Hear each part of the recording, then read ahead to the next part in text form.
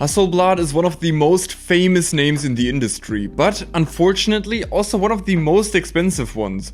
The Hasselblad X1D is a digital medium format camera that was released in 2016 with a price tag of over 9,400 euro for just the body alone.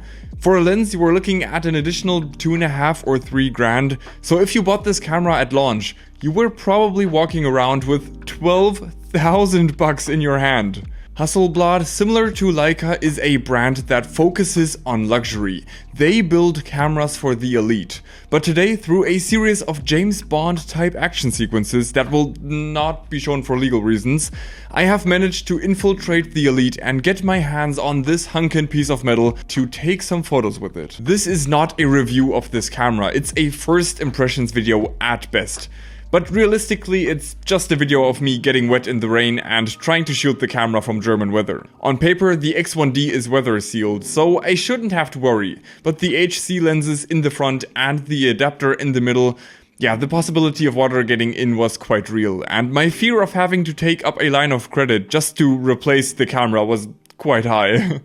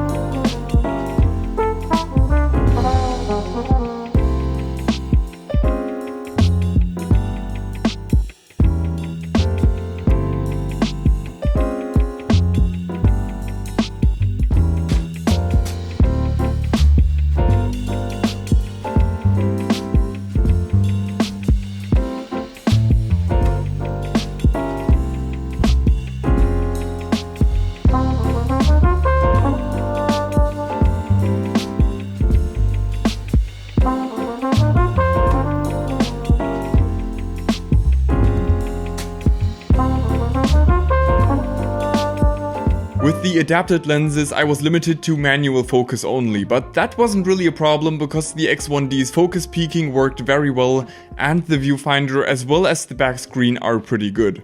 Of course, I managed to miss focus anyways because apparently I have the same IQ as a horse, which is about the same as a 3-year-old child according to Google. Yes, I can recognize myself in the mirror, yes, I can understand human emotion, and I can learn complex tricks or commands. Proof that you can learn complex tricks by giving this video a like. Congrats, you're as smart as a horse.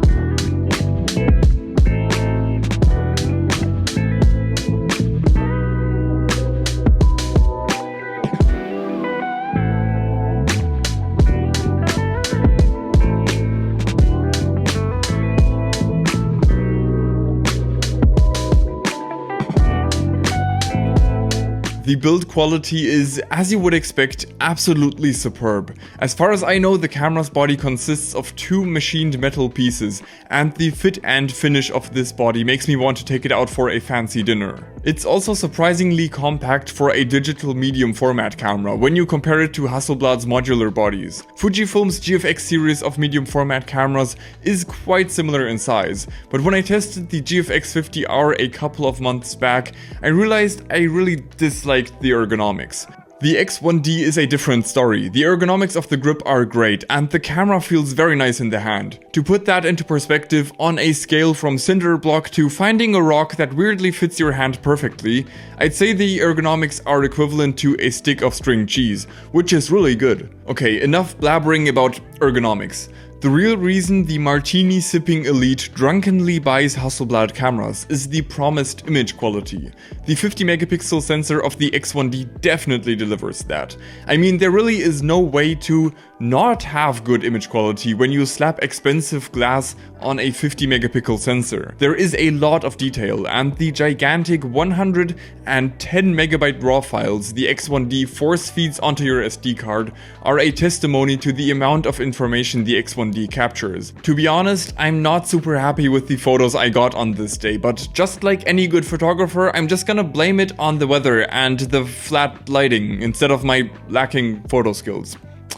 Yep, that's how you get out of that one. This camera, fortunately, is not 10,000 bucks anymore. On the used market, you can get it for somewhere around 2,300 euro for the body. While that is not really cheap, for a relatively modern Hasselblad body, that's actually a really good price.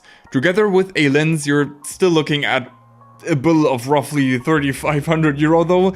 That might explain the constipated look on my face.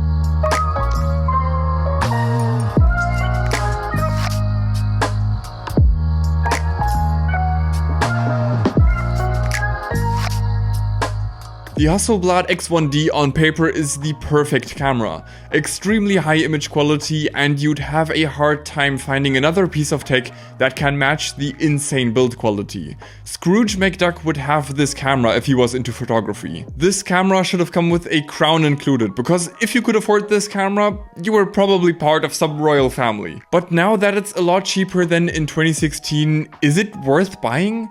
Let's talk about that right after a word from our sponsor. I'm just kidding, I don't have any sponsors. But if you're interested in supporting whatever I'm doing here, then check out my Analog Vibes Lightroom preset pack. All of the images you've seen in this video were edited with this preset pack, and also with some unreleased presets I'm currently working on for a version 2.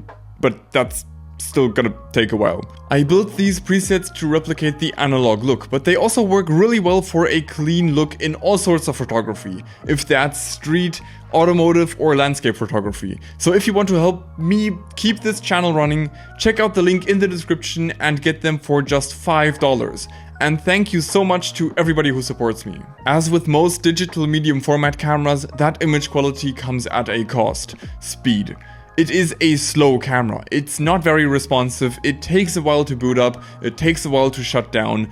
Taking a photo requires a noticeable pause. You're definitely not shooting any action with this camera, but that's of course not what it's built for. It's built for you as part of the elite, being able to take 50 megapixel medium format bangers while sipping tea in your townhouse and thinking about tax evasion or the Sunday crossword. I have no idea what the elite thinks about.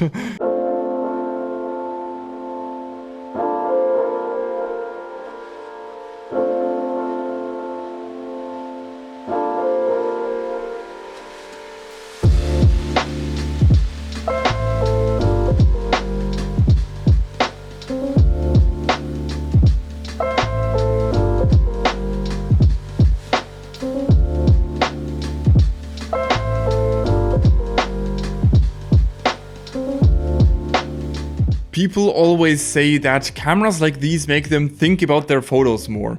Generally, I feel like slowing down the process and being more intentional with your photography has been established as a general goal, or something many people aspire to do in their photography. If that's you, you probably have less ADHD than me. That style of shooting is just not me. I don't know, if I see a bird pooping, I want a fast camera to catch the bird pooping. Okay, that might not be the deciding benchmark, but what I mean is I like using responsive cameras because I know I won't miss deciding moments and I can work at whatever speed I please. The camera will keep up. I love street photography and I also love including people or vehicles in my landscape photos, and I especially love working with symmetry.